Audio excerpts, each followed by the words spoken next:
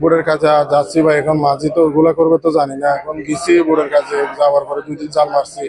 জাল মারার পরে দেখতেছি সন্ধ্যা 8টা, সাড়ে 8টার দিকে দেখতেছি লোক তুলতেছে টাঙ্গনগর থেকে। মাঝি থেকে জিজ্ঞেস করছি এগুলো কি জন্য, বলতেছে মালয়েশিয়া আগমনের জন্য। এরপরে ঘন্টা 2 ঘন্টা পরে দেখতেছি কোস্টগার্ডে দাওয়া করছে। দাওয়া করার পরে দেখতেছি মাঝি ঘোড়া আর নাই। ওই কোস্টগার্ডে আমাদেরকে পাইছে, আমাদেরকে চরে নিয়ে আসছে। নিয়ে আসার পরে আমরা কোস্টগার্ডকে বোর্ডের স্টাফিসে পরিচয় দিয়ে দিচ্ছি। না, বোর্ডের মাঝে আটক করতে পারে না। এমনি সেকেন্ড মাঝিটা আছে, সেকেন্ড মাঝি যেটা প্রথম হয় ওর নাম হচ্ছে শাহিন। আমাদের তো ওখানে কিছু করার নেই। আমরা যদি গাঁড়ো হইতাম তাহলে ফালাই যেতাম। সাগর থেকে কিভাবে ফালাম? আমরা যখন করছি মানুষকে লেগে উঠে এই কথা করছি, আমার থেকে ডাল হয়ে যাইছে, আমার গাছ থেকে আমার কুয়ার নেই। ওরা আমরা সুপ মারি দিয়েছি আর কি করি। আমরা এখানে গতবার খুরুশকুল নাজির আহমদের বোট মারছি, আমরা মাছ ধরছি। আমরা 2-3 বার আইছি এখানে মাছ ধরার জন্য। আমাদের বাড়ির নোয়াখালী মাছ যখন দেখছি এখানে মানুষ উঠতেছে, আমরা বলতেছি মানুষের উঠ কেন, আমরা তো মাছ ধরবো।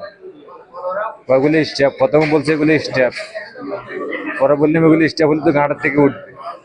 এখন দেখি সাগর থেকে উঠে ওই 7-8 জন তুললে আমরা প্রতিবাদ করি, আর মারতে এসছি আমাদের।